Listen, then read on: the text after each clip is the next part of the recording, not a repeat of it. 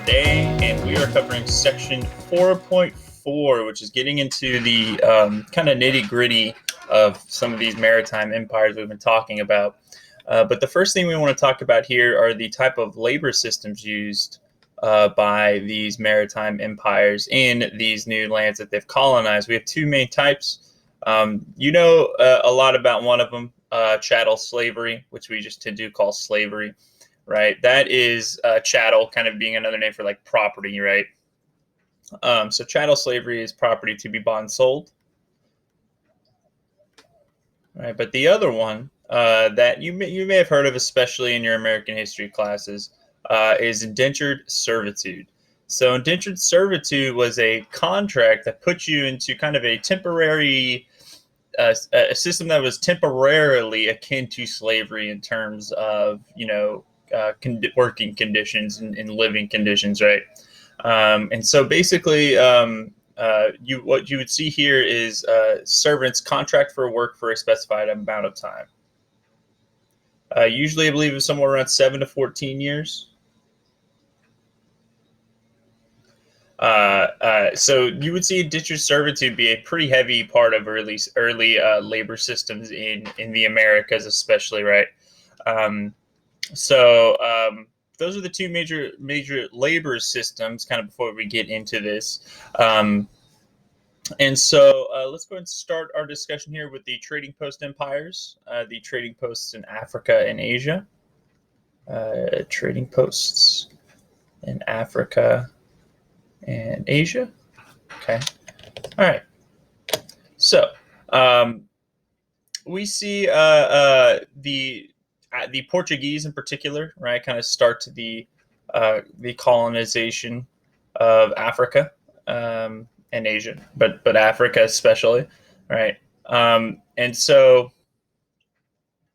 we see the trading posts created along the coasts of Africa, along Africa's coasts, and they actually get support from the local lords to help do this, right? And so we see them trade with the local rulers, right? And especially for slaves, right? We see slave trade in exchange for gunpowder and cannons, which allowed those rulers to have a military advantage over their neighbors in order to gain more slaves, right? So we see slaves for guns, essentially, which allows for more slaves. Okay. One state in particular that we see talked about here is the state of Dahomey off the West African coast, right? But it's also the Kingdom of Congo in the kind of southern central Western African coast, and the Kingdom of Benin, which is also nearby Dahomey, right? We see artwork from this era kind of show the influence of the Portuguese, right? As we see them, especially in the Benin artisan work, right? But we actually see the European growth, right, supports the growth of cooperative African states. So Euro trade growth leads to the growth of kind of cooperative. Let's make that a little nicer. Of cooperative African states. And in particular, they wanted to point two out: the Kingdom of Asante, kind of around where Dahomey and Benin would exist, and then the Kingdom of the Congo, which the Kingdom of Congo will eventually see their fall as a result of their trade, their relationship with Portugal, right? We see Vasco da Gama. Invade the Swahili coast, kind of taking over the major trade cities of the area, right? And they talk about Kilwa and Mombasa there particularly. But they take over trade off the East African coast by building these heavily armed ships, sending them in, and then building fortresses, right? and which leads to the decline of the East African coast. Right. But they're going to basically focus trade at one of the East African cities as opposed to where we've already had a lot of trade going on with those states. Right. So that's kind of that's their big influence in Africa. Right. We also start to see Portuguese and Dutch missionaries make their way all the way to Japan. Not just missionaries, obviously merchants as well. Right, they successfully go to Japan, right? And there we see the Christian converts, right? The Christian converts of the region actually end up kind of becoming a little overzealous and destroy a lot of Buddhist shrines and try to kind of force Christianity to become the major religion there via violence, right? But what we see there, right, in response, the Japanese government bans Christian worship, right? And we kind of almost have the opposite situation happen, where then the Christians become targeted by Buddhists and Shinto followers, right? And so what we see then is over the next few decades, right? Japan basically halts all foreign influence, right? Bans foreigners from traveling into Japan. There are exceptions there. There are the Dutch in Nagasaki, which will lead to Dutch learning in Japan, which is kind of their only real influence from Europe for a long time. And then we still see them trade with China, which has been a relationship centuries long, right? But we will, of course, see the Americans in particular make their way into interacting with Japan in the 19th century, right? But that's not in this era, so that's okay. We see in the Ming Dynasty, right? The Ming Dynasty post Zheng He limits foreign influence as much as they can. Limits foreign influence in China post the explorations Zheng He. And mostly they do this by banning outside trade. That's not to say Chinese merchants can't trade in foreign areas, but foreign merchants can't come into China, right? So yeah, let's kind of take a look at the ways that they did that. They prohibited, which means banned private foreign trade, so they can only trade if foreigners are coming. They trade with the government or they're government approved, right? They destroyed some dockyards, right? They just destroyed places where ships were made. Not all of them, but enough of them to make a dent, right? They limited ship size, right? Which means that it was much harder for Chinese ships to travel overseas. And they rebuilt the Great Wall, as we've talked about in previous sections, right? And so we see this is kind of like the Ming are a very conservative dynasty. They're trying to return back to the old ways of Neo-Confucianism and kind of get away from that Mongol influence, right? Part of conservative Ming policies, right? They reemphasized the Confucian education system. And the Confucian education system, one of the major things about Confucianism is this idea that, not necessarily a part of the Confucian philosophy, but it comes along with it, this idea that the Chinese culture is kind of superior to others. So having outside influence just dilutes Chinese culture, right? These differences will eventually, or these restrictions will be gone eventually, but it actually does a lot of damage to China in the long run because they're going to lose out on a lot of technological innovations that come out of places like Europe, especially because they refuse to trade with them. Okay. All right. So now let's talk about the Europeans versus the Europeans.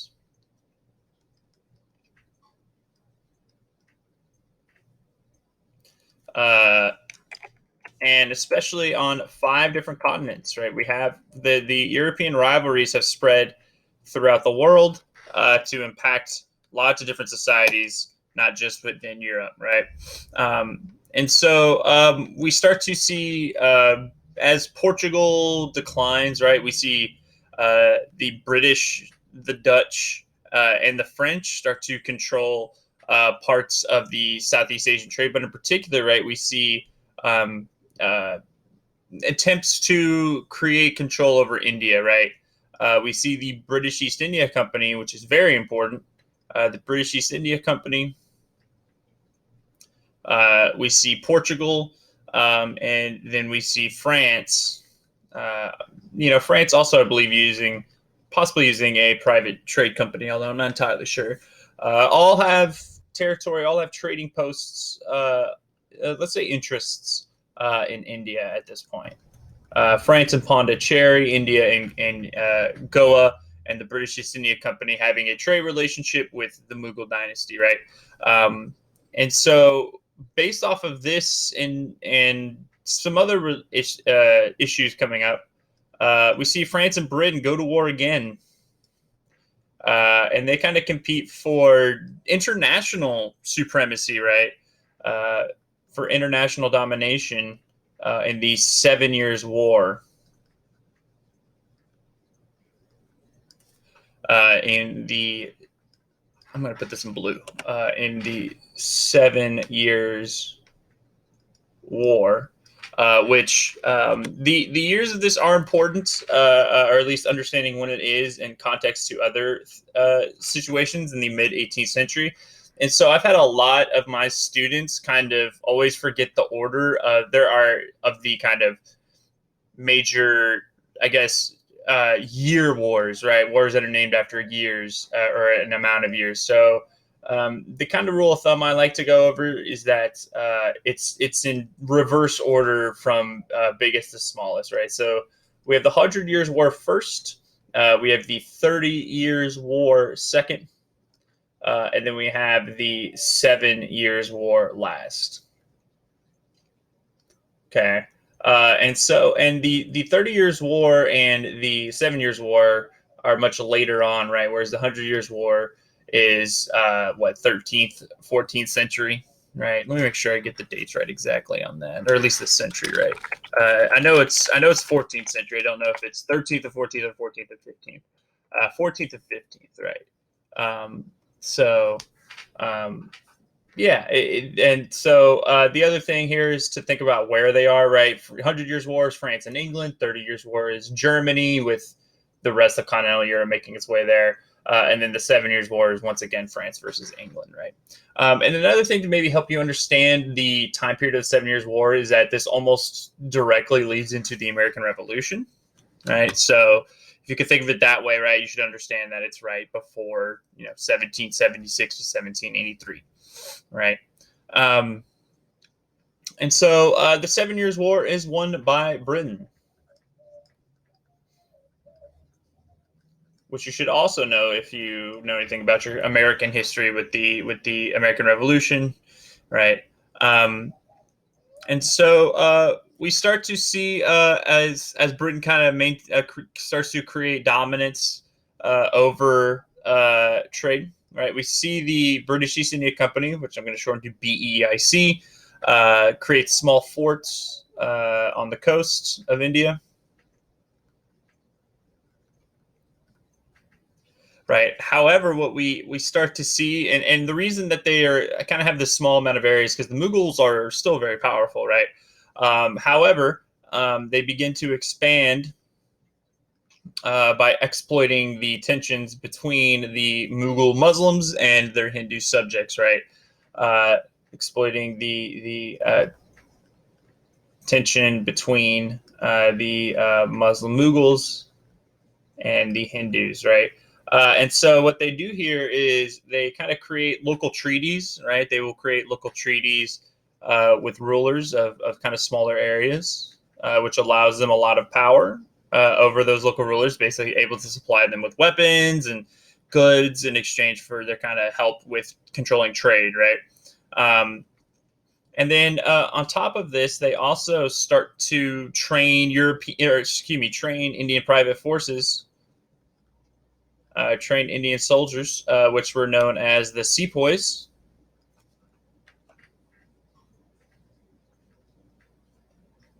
Okay, who will be very important later on in the history of Britain and India, right? Um, and so, because of this, they're able to expand. Something that the book didn't talk about also is they kind of created these rules of almost like these kind of primogeniture like rules in India, basically saying that if any ruler died and they did not have a male heir, right, the land went to the British East India Company, right?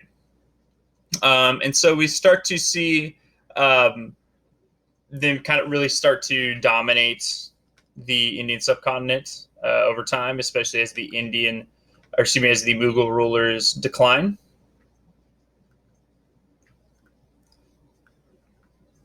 Right, and the decline of the Mughals almost goes hand in hand with the rise of the British East India Company's power, right?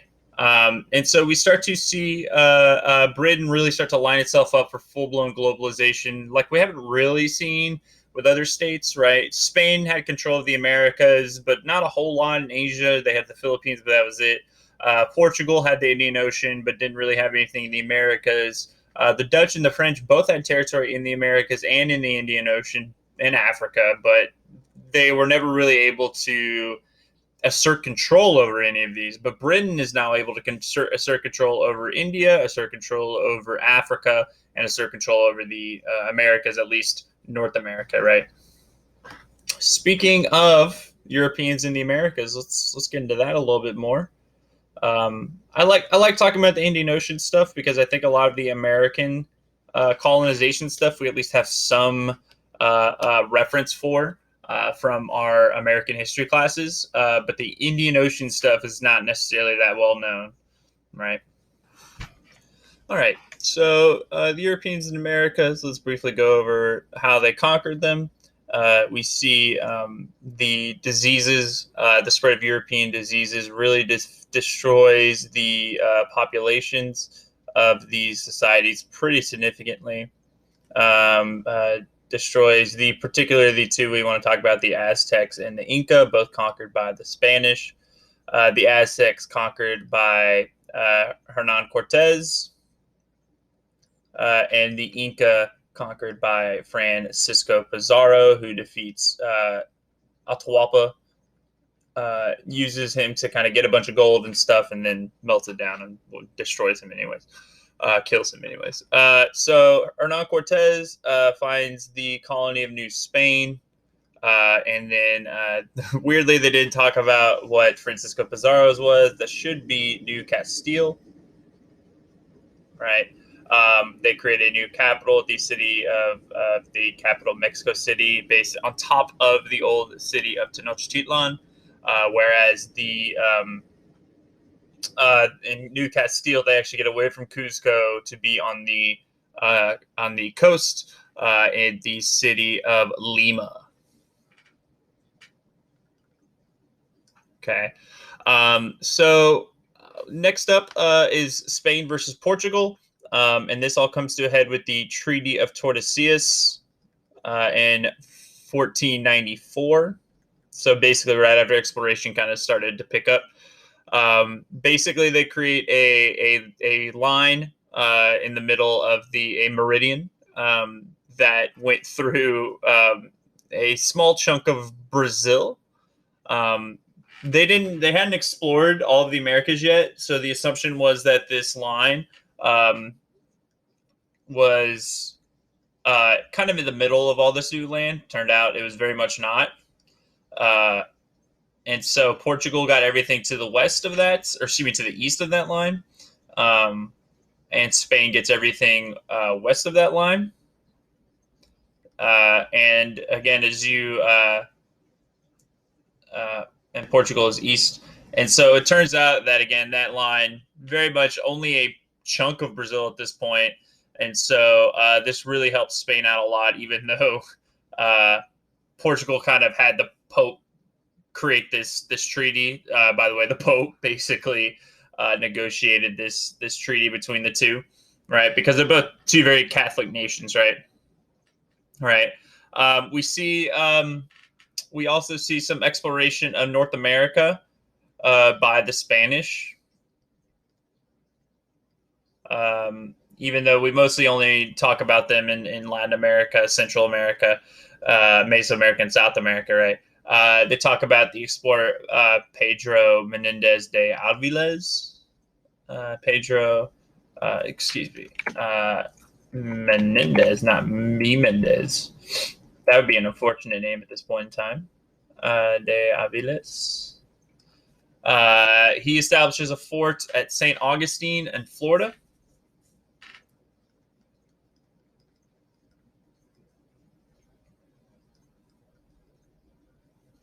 Right, which will become the oldest settlement in North America in the United States. But the British, French, and Dutch will eventually colonize lots of areas, of course, in that region. And then we kind of return back to our 7 Years' War. The 7 Years' War expands out into the Americas, right? So the Brits ally with the Iroquois after taking territory from the Dutch, kind of taking most of their territory, if not all their territory in North America, who had been in conflict with the French already for a long time over trade rights and stuff like that. But over time, the Iroquois realized that the British are quite dangerous to their interests. And then they switch sides. They realize that the Brits are more dangerous to them than the French, and then they decide to ally with the French instead. Right. And so in the Great Peace of Montreal, right? But nevertheless, we see that during the 7 Years' War, so the 7 Years' War spreads to the Americas. And in the Americas, it's actually called the French and Indian War, right? Which is part of that long tradition of winners naming wars. We see the French pushed out of the Americas pretty much altogether completely, right? And the British get their colonies in Canada, as well as the large chunk of their United States colonies. Now, they will still have territory out on the Mississippi River Valley, but that will also eventually go to the United States during the reign of Napoleon, right? Okay, so now we're going to kind of talk about the economics of all this, right? And so the Europeans making their way into the Indian Ocean network doesn't really change a whole lot about the actual system itself, just who's in charge of it. Right? We see that we've seen this system of merchants having to pay taxes at ports, right? We've seen this whole system before. This is nothing new. It's just that the Portuguese kind of change it a little bit, right? Make it a little more rough. Oops, man, I cannot spell this morning. Euros in the Indian Ocean.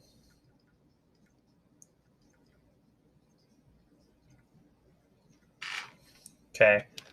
All right. There we go. All right. So we see the Portuguese come into the system and really try to change it up for their own benefit, right?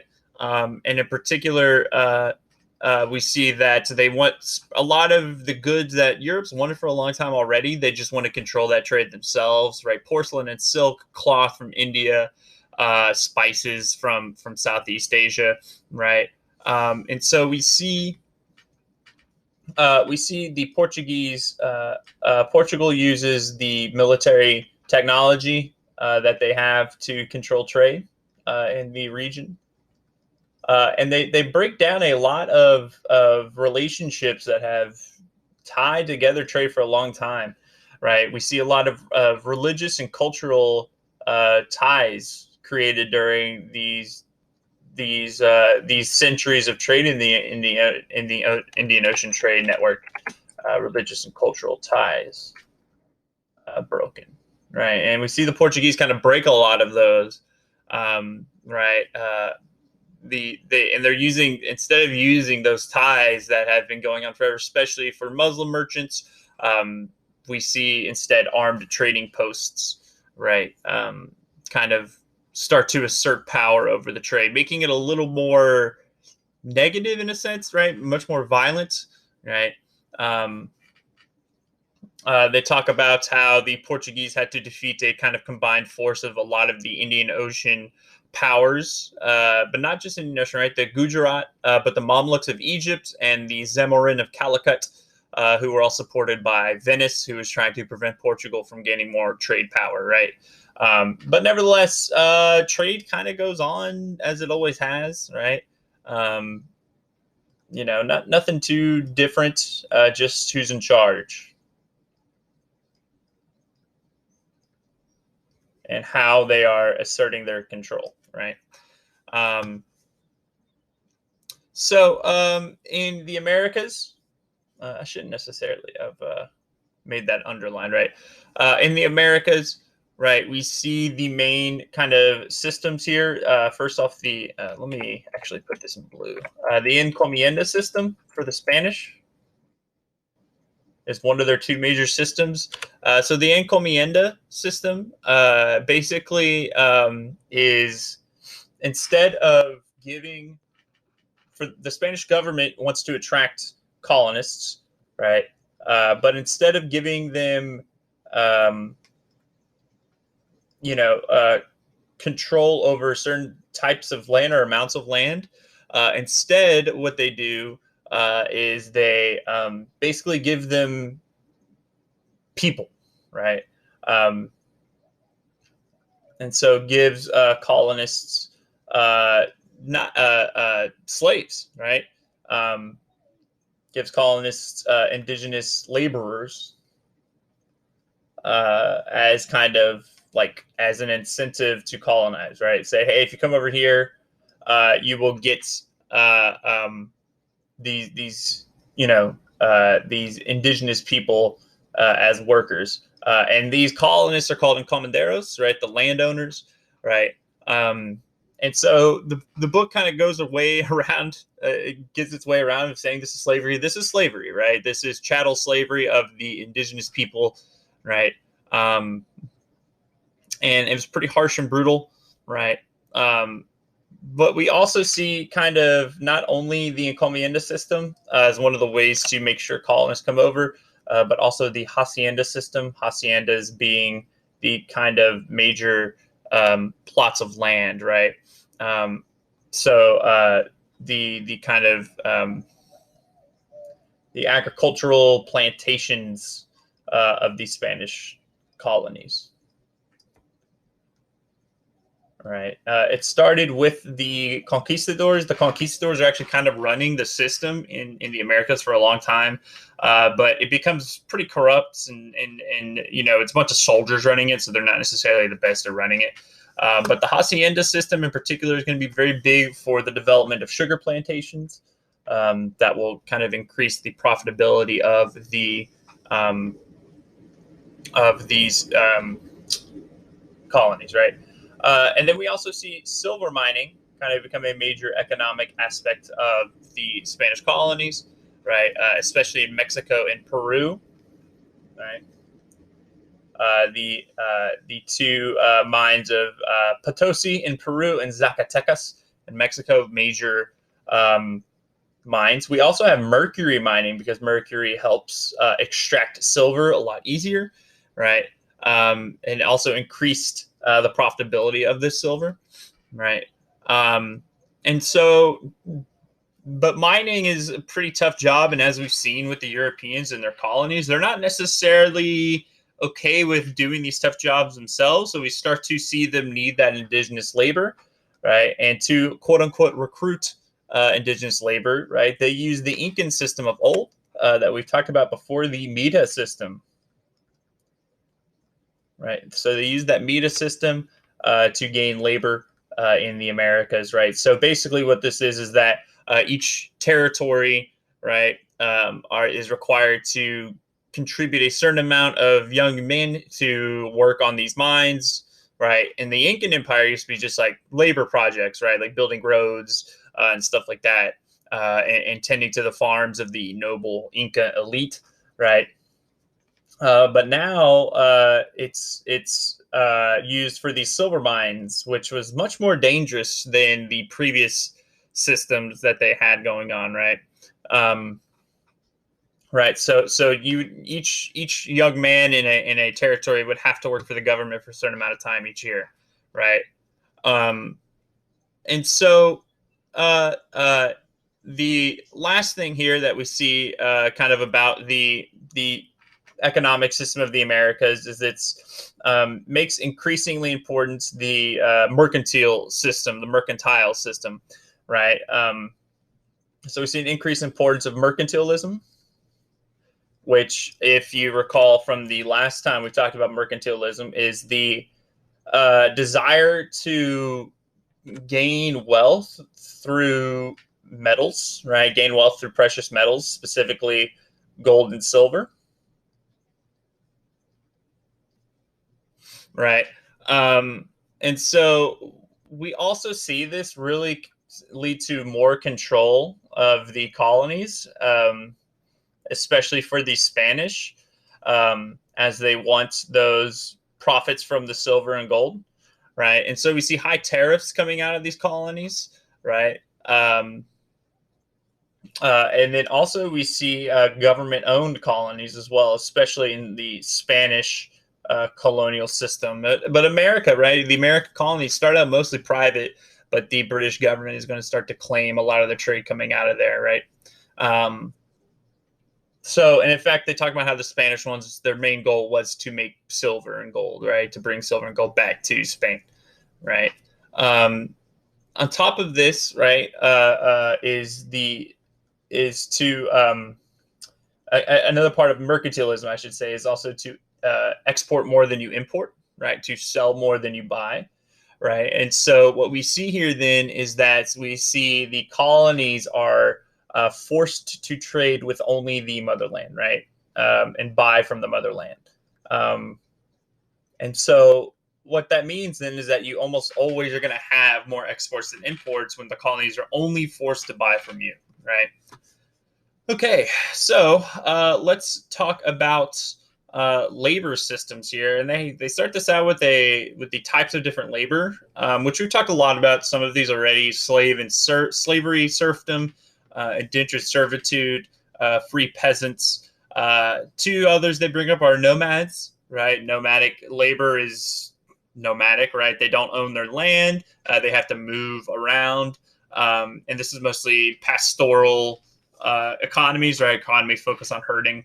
But then in urban areas in Europe, we see guilds. We also see them in India, but we see guilds kind of really control the aspects of how goods are produced, how much they are sold for, who is allowed to produce them, right? They set the standards for quality, set standards for price. They also kind of create communities within these urban areas, right? Um, and so as we see, though, uh, labor and colonization. So as we see during this time period, right, we see the Europeans kind of really desperately needing to or wanting to increase the profit margins of colonization, right? And so what they realize is that they can tap into previously existing slave trade systems to really benefit themselves in colonization, right? Right, especially in terms of mercantilism, right? Mercantilism needs these colonies to turn a profit, all right? And so they tap into previous slave trade systems, and especially in Africa. The Muslim slave trade had been around for a very long time coming out of Africa. In Africa, the African communities had a history of slave trade to outside states, right? In fact, it was one of the major things that made them very wealthy during previous eras, right? Along with the trade in gold and ivory, right? Um, and so what are some of those factors that made African slavery potentially lucrative to the Europeans because, it's not just the Africans that engage in slave trade at this time. We also see a lot of slave trade coming out of what would eventually become Russia, right? And so the thing that really happens here before we tap into African slavery is that we see the indigenous labor, which would have been the kind of main source of labor, is completely wiped out by the Europeans, again, due to disease, due to conflict, right? They need to have more labor. And then on top of that, we do see a lot of escaped groups, right? We see Maroons who will kind of hide away from the Europeans, right? And so we see mostly the indigenous labor really gets wiped out by the Europeans for the most part. We do see indentured servitude used quite a bit, especially in North America, in the British and French colonies, right? The problem for South America and the Caribbean and Mesoamerica is that the conditions are much worse, right? And so it becomes a lot less attractive to indentured servants to go to South America and Mesoamerica, right? And then on top of that, of course, indentured servitude is just not as profitable as slavery, right? Slavery, you control somebody forever, whereas with indentured servitude, it was only for 7 years, right? And then they became free laborers. They didn't have to work there, or they could get paid to work there, right? So that's a couple reasons for the decline in indentured servitude, right? It's too expensive in relation to what the alternatives are, right? And then on top of that, the climate and labor working conditions in the Americas, for the most part, other than, of course, in North America. Not even all parts of North America, just some parts of North America was too much, right?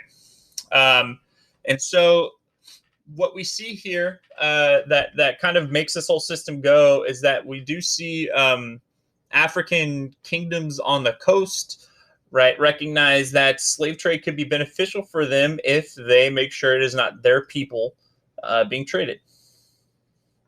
They recognize a potential economic growth if they can kind of tap into this European demand, if they can engage in slave trade, right? But again, not necessarily having their own people do that, right? We also see that, so because of this, right, we see the kind of development of slave raids as a key component of this system, right? Where the Euros would exchange guns to the Africans for slaves, which allowed them to go get more slaves. Right, this kind of positive feedback loop where more slaves leads to more guns leads to more slaves, right, et cetera, right? And so the issue, though, the worry that we see is a couple kind of twofold, especially for, they talk about King Afonso of the Kingdom of Congo. King Afonso, not his original name, he converts to Christianity and takes the name King Afonso, right? But a couple of issues pop up for him. Number one is that we see depopulation of the region, which leads to economic decline. Right, and then on top of that, we see kind of private slave merchants, right? Private slave merchants start to trade with Portugal, right? Which means that he cannot necessarily control the slave trade coming out of his society, right? On top of that, he wasn't going to give up the nobles of the Congo, right? And before the Europeans showed up, right, he was able to control a lot of that trade to outside societies, right? Okay. And so, let's kind of finish off today, kind of talking about the conditions of the slave trade, right? So we had the pens in West Africa that people were put into, which were known as the barracoons, these slave castles, right, where these actually still exist in Ghana as a way to preserve this history, right? And so then they were kind of put into uh, cargo sections of ships, right? Basically lined up or laid out in try to keep them in the tightest spaces possible, right? Very little room or food or movement allowed. And so this, of course, this section of the sailing over from Africa to the Americas is known as the Middle Passage, right? Because it's the middle part of their captive's journey. We do see a lot of attempted rebellions, of course, at the sea, but most of those will fail. And so you could see potentially, half of these slaves die on the ship, right? But the reason it's like this is because for these slave traders, right, there is, for them, there is a certain amount of slaves that they need to make it to the Americas in order for this to be profitable. And apparently it was, somewhere around maybe 50%, maybe less than that even, right? And so we see 10 to 15% of all Africans who are captured in the slave trade die before even reaching the Americas. All right, so then, of course, they go into chattel slavery once in the Americas. And usually they are split up from their communities, usually they're split up from their families, right, to discourage rebellion, right? All right, so we see a couple of demographic change that come out of this, obviously. We see in certain areas of Africa, we see a decline in population in these slave trade areas of Africa.